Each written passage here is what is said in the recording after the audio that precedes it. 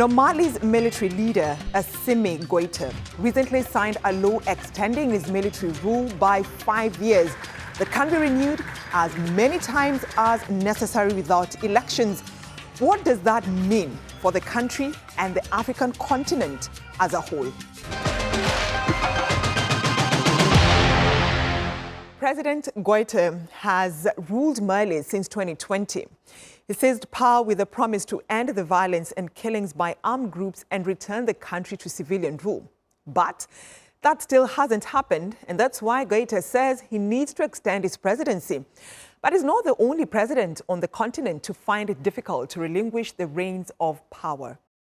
In 2025, Rwanda extended the constitution's 2-term limit, allowing incumbent President Paul Kagame to seek another 7-year term and 2 5-year terms after that, which could see him rule till 2034. In 2023, the Constitution of Central African Republic was amended to remove presidential term limits, meaning the incumbent president can run for office as many times as he wants. In Uganda, the Constitution stipulated that presidential candidates had to be under the age of 75, but this was changed in 2017, paving way for President Yoweri Kaguta Museveni, who has been president since 1986, to run for 7th term in January next year. The Republic of the Congo also removed presidential terms and age limits. 81-year-old President Denis Sassou Nguesso, who has ruled for all but 5 years since 1979, can extend his rule indefinitely. But Chad scrapped then reinstated a 2-term limit for presidents through a referendum while removing the prime minister post and creating a fully presidential system. Cameroon scrapped the 2-term presidential limit in 2008. And now the world's oldest president, 92-year-old Paul Biya, plans to run for an 8th term in October's election. Harrison Tamfu spoke to university students and their lecturer in Douala. These political science students are learning about leadership turnover today. They discuss how some African leaders have held on to power for far too long, either by force, breaking laws, or changing constitutions. This erodes democracy. And when democracy is eroded in a society, the aspect of bad governance installs itself. When the aspect of bad governance installs itself, it becomes difficult for Africa and these countries that have experienced longer stay in power to advance. The lecture comes barely days after the country's president, Paul Biya, announced his bid for re-election. At 92, Biya is the oldest president in the world. He's been in power since 1982, long before many of these students were born. The long stay in power, especially here in Cameroon, has been a subject of debate. And people say it has caused instability in the economy and in the political system.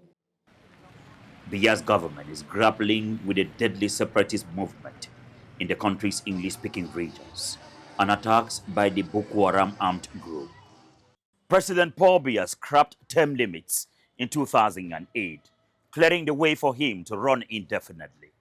Those who support him say his long stay in power has brought prosperity to the country. Mr. Biya and the ruling party, the CPDM, have also made significant efforts to stay in power legitimately through elections, through all democratic processes, and also through the improvement of the development of Cameroon.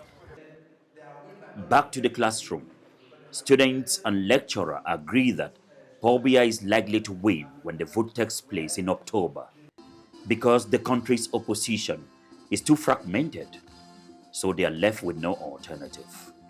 Harrison Tamfu, Africa Matters, Douala, Cameroon.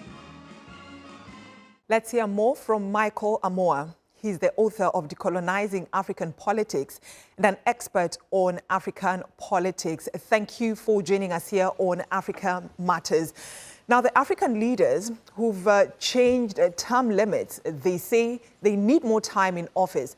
But do they, and how has it affected their countries?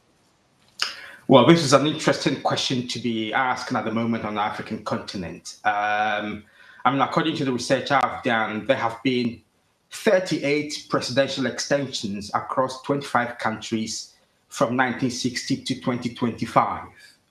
So there's quite a lot of them, and they keep happening.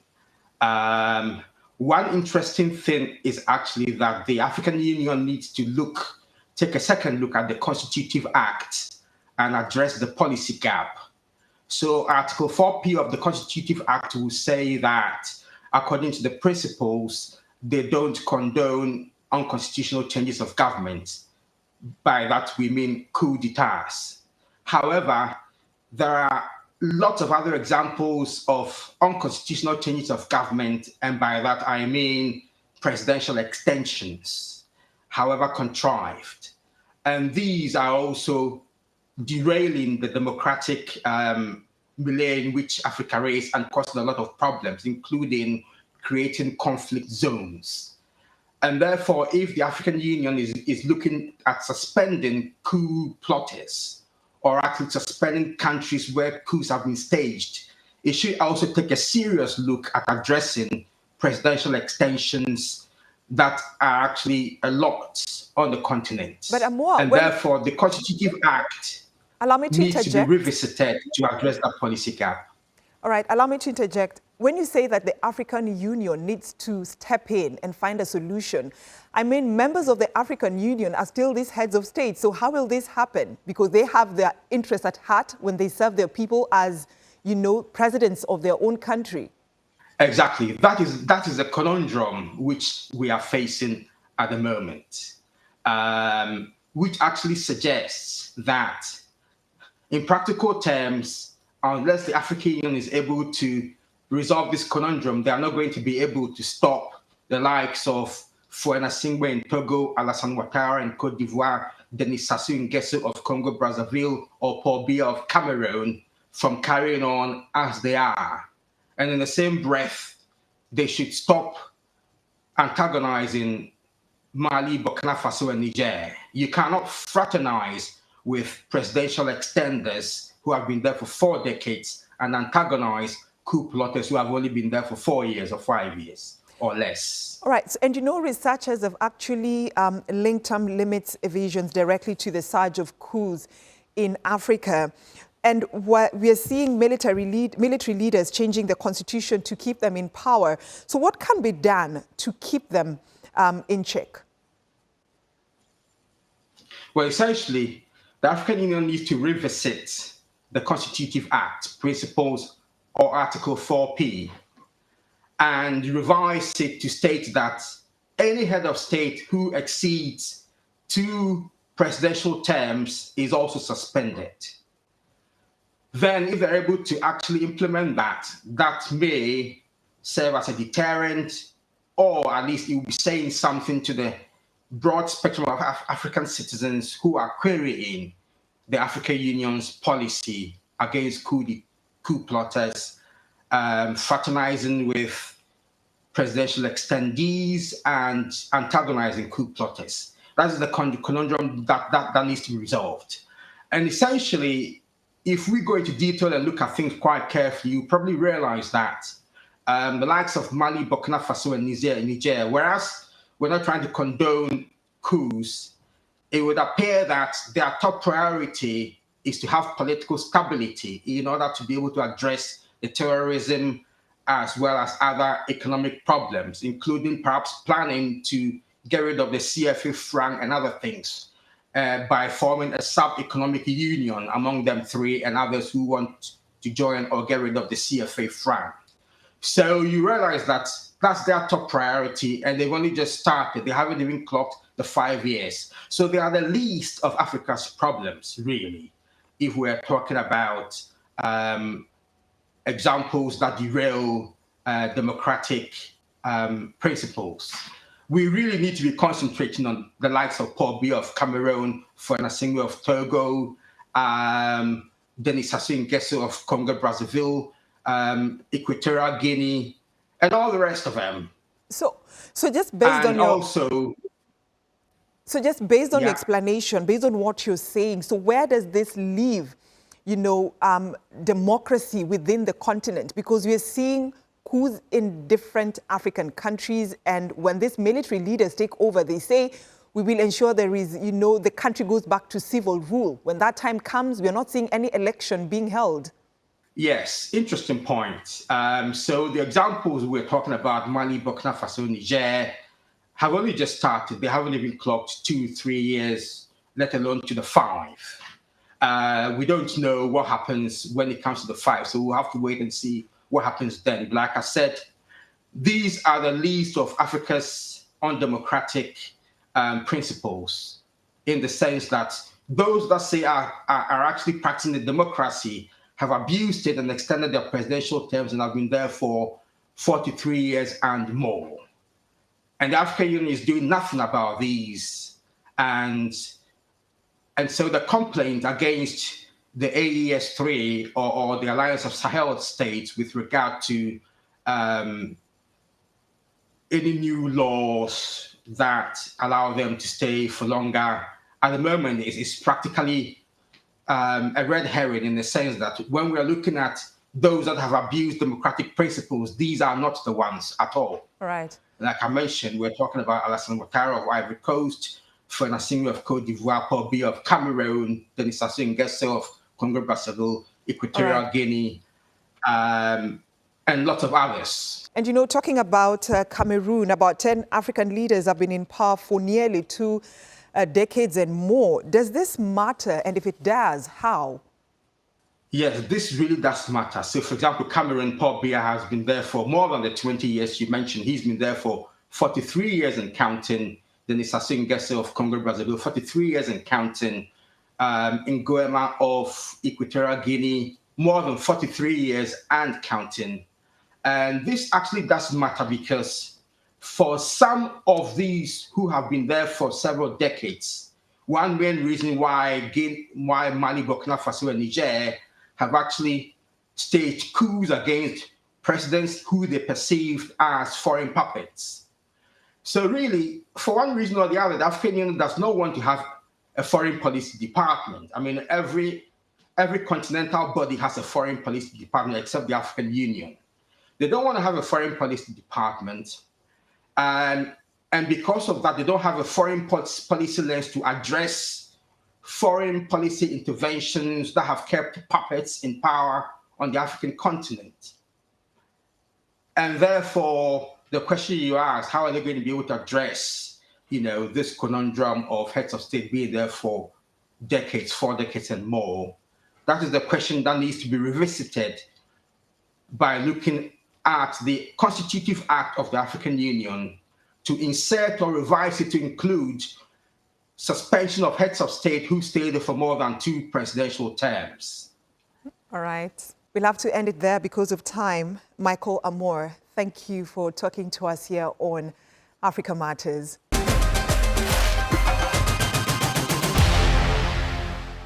Now, the Shea tree grows in more than 20 African countries. In Ghana, researchers estimate that 500,000 households depend on its production.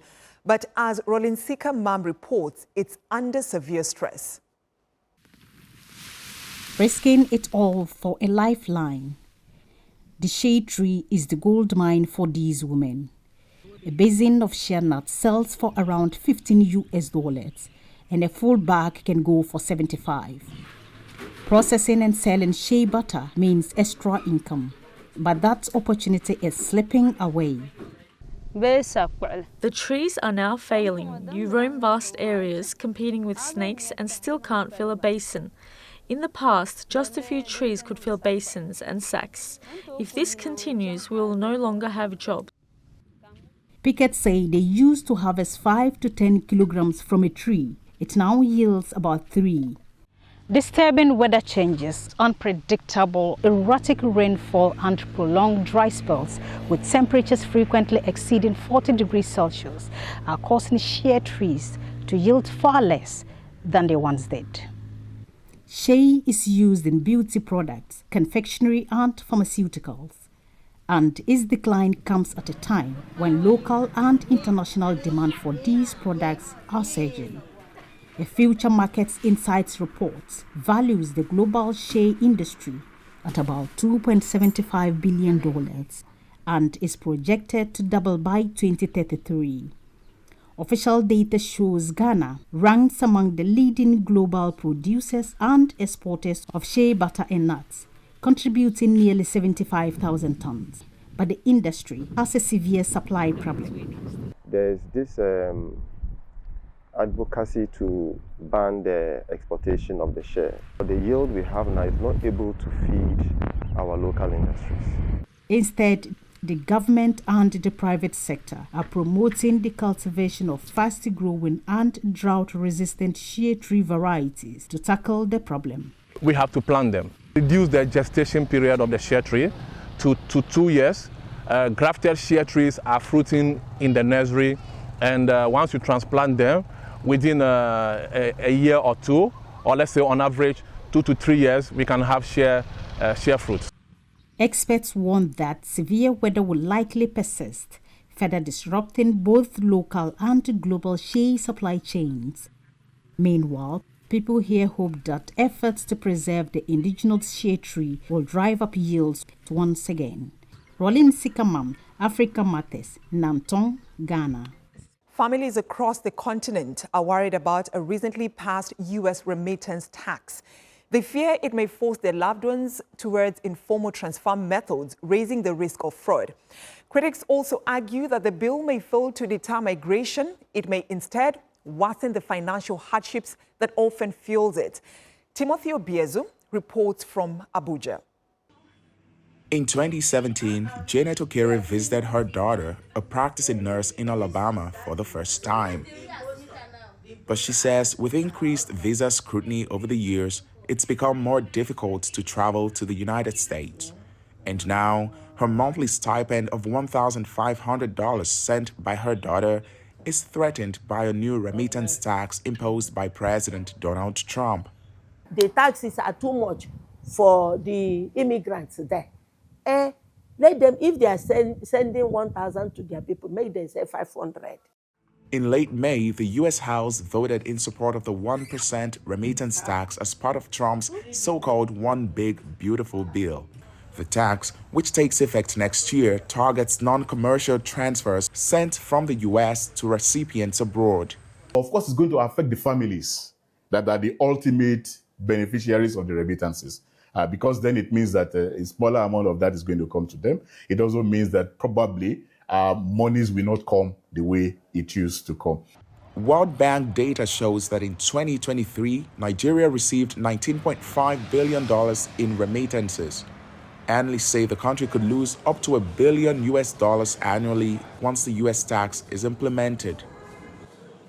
The World Bank says remittances now surpass both aid and foreign direct investments in Africa, and that the U.S. is the largest origin country for remittances globally, accounting for $12 billion of the total remittance flows to the continent in 2024. Money transfer companies say the new tax also raises the compliance burden and data privacy issues. Earlier this year, the U.S. also introduced a 14% tariff on Nigerian exports and threatened an additional 10% for BRICS-aligned countries. Former ECOWAS diplomat Haruna Wakini warns that growing protectionist policies could harm America's relationship with Africa. America is gradually but surely removing itself from the international system through these measures, and it will compel other nations to begin to form alliances that ultimately might just isolate America somewhere. But for Nigerians and millions of people across Africa, more transaction cost means less money in their pocket. Timothy Obiezu, Africa Matters, Abuja, Nigeria. To South Africa now, where the demand for its wool is increasing as consumers become more cautious of ethical fashion. Now, Australia is the world's largest wool export nation, dominating the premium merino market, which feeds the fast fashion industry. But Rahul Radhakrishnan has more on how that's changing. Buyers are increasingly choosing South African wool over Australian wool, making the country the world's largest supplier of sustainably certified wool and the second largest producer of wool used for clothes globally. It's biting at the heels of Australia, which has long dominated the market. In South Africa, we can trace it. The sheep are very well taken care of, and the wool is used and they grow wool back. So by default, it's a sustainable fiber. And that's lucrative for the fashion industry and its consumers, who are increasingly mindful of traceable, ethical fibers. What we're trying to create is this environment for brands and the big fashion houses to come to South Africa and make it the choice sourcing origin of fiber of wool in the world. So we're sitting on this little gold mine that we can explore and really grow the industry in South Africa. Lezan is the head designer during this year's Winter Wool Festival. Could have quickly bought something on a Black Friday sale from a fast fashion cheap thing that gave you like a dopamine fix for a minute, but then how long do you wear it for? So I think it's always about asking those questions for yourself. Through her products, she's spreading awareness on how wool can be used in a number of ways. In itself is how designers are able to use this material in such different ways. I think everyone has like a very narrow idea of what wool can be and what wool designs can look like. And being in the space, there's so many different expressions of the material itself. For sheep farmers, this is both a boon and a bane. We're not price givers, we're price takers. So all the wool is sold on a open auction, and all the wool is washed and everything. Most of the wool is washed in China, and you got buyers all over the world. But that's the market. You can't influence it in some way. You can influence in a way of your quality of your wool you produce, and maybe they will go better on the auction. That's definitely true. South Africa's government is promising more support and is engaging with its biggest market, China, putting merino sheep and South Africa at the center of a quiet revolution in ethical fashion. Rahul Radhakrishnan, Africa Matters. When environmental activist Tommy Garnett took the initiative of conserving Sierra Leone's Tiwai Island, little did he know his hard work would be recognized internationally. Now, the lush forest, home to one of the world's highest concentration of primates, has become the country's first UNESCO World Heritage Site. Christina Simic has more. Yes. Tommy Garnett first came to Tiwai Island 25 years ago. He found a forest that had almost been destroyed during Sierra Leone's civil war. Since then, Tiwai Island has become a centre for biodiversity research and destination for ecotourism, despite the threat of deforestation and poaching. Everything you see here was a rundown place. All the structures were dilapidated. The island was covered in empty rifle cartridge shells. They had started logging the trees on the island. We had come here to take pictures, and then we ended up having to go and, raise the alarm that this place was going. With the support of his group and peers, he spent decades educating the community on the importance of preserving Tiwai's biodiversity. Now his efforts in this remote part of the country are being recognised on the global stage, with Tiwai Island, the nearby Gola Rainforest National Park, added to the UNESCO World Heritage List. Having a first World Heritage Site in Sierra Leone is bound to attract the kind of attention from everybody: government, civil society, private sector, education, and everybody would want to learn and understand what this means. And that also means that the lifeblood of this place will be enhanced greatly. Other African sites that have also been added to UNESCO's World Heritage List this year include Cameroon's Djibouti cultural landscape, Malawi's Mount Mulanje, Guinea-Bissau's coastal and marine ecosystems in the Bijagos archipelago, and Mozambique's and South Africa's Isimangaliso Wetland Park. Tiwai's lush forests in Sierra Leone measure just 12 kilometres, but is home to 11 species of primates, including the endangered western chimpanzee and the king colobus and Diana monkeys. But Garnett hopes the preservation of Tiwai Island won't just save these animals, but also boost tourism and create jobs for its people. Christina Simic, Africa Matters. That's our show this week. Share your thoughts and suggestions about the stories you've seen on this episode and leave your comments on our Africa Matters YouTube page or on X. Thanks for watching, and it's goodbye from me, Brenda Radido.